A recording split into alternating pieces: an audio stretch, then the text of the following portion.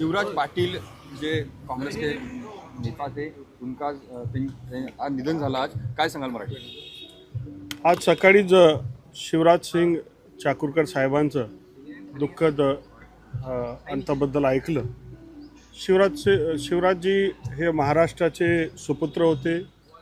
त्यांनी महाराष्ट्राच्या विविध पदांवर काम केलं होतं, देशाच्या संविधानिक पदावर काम केलं होतं।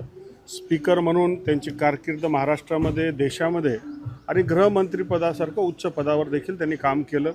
मराठवाड्यासारख्या भागामधनं येऊन, मागासलेल्या भागामधनं येऊन महाराष्ट्रामध्ये स्वतःचं एक अस्तित्व तयार करणं, नंतरच्या काळामध्ये देशामध्ये एक स्वतःचं अस्तित्व तयार करणं, ते अत्यंत मितभाषिक होते, अत्यंत संयमी होते आणि महाराष्ट्राच्या या सुपुत्राचा 5 दशकांचा सेवाबद्दल आपण सगळेजण जाणतात।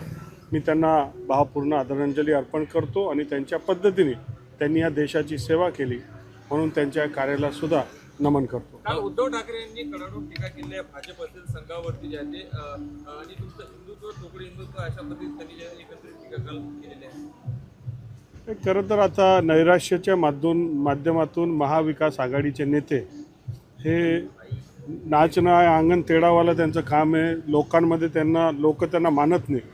तुम्ही जर बघितलं तर नगरपालिका निवडणुकीमध्ये महाआघाडी एक प्रकारची मॅनेज टाईपची आघाडी होती आणि तिथे फक्त मित्रपक्षां म्हणजे महायुतीमध्येच निवडणूक होत होती।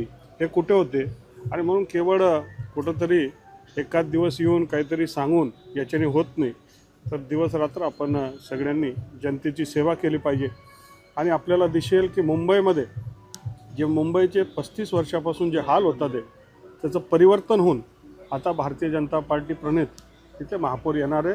मुंबईमधला फरक आपल्याला दिसेल। मुंबई एकतर्फा आता महायुतीच्या बरोबर आहे। सर्वे समोर आणले ज्यामध्ये महायुतीमध्ये जवळपास 90 ते 100 जागा ज्या आहेत ते भाजपला, तर जवळपास 50 ते 60 जागा ज्या आहेत ते एकनाथ शिंदे साहेबांच्या शिवसेनेला मिळतील। यासोबतच यालाच धरून प्रश्न असा आहे की राष्ट्रवादीला दूर ठेवणार आहे या सगळ्या महायुतीमध्ये तिघही पक्ष मिळून आम्ही काम करणार आहे आणि तुम्ही बघणार की मुंबईमध्ये फार मोठा परिवर्तन होईल। मुंबईचे लोक वाट पाहतात की मतदानचा दिवस कधी येणार आणि कधी आम्ही मुक्त होऊ आणि कधी सुशासन येईल आणि म्हणून मुंबईमध्ये फार मोठा परिवर्तन होणार। देवेंद्र फडणवीस सरकारचा झेंडा हा मुंबई महानगरपालिकेवर लागणार। या संपूर्ण याच्यात जर बघितलं असेल तर भाजप आणि शिवसेना सोबत मुंबईमध्ये लढणार आहे, तर कुठेतरी राष्ट्रवादीला दूर ठेवणार आहे, कारण की नवाब मलिक या सगळ्या प्रकरण असल्यामुळे या सगळ्याच्यात दूर ठेवणार। आपण कसं बघताय याकडे? आम्हाला जी माहिती आहे महायुती म्हणून आम्हाला लढायचं आहे। महायुती म्हणून सगळ्या सीटचे ॲडजस्टमेंट होतील आणि महायुती म्हणून आम्ही लढणार।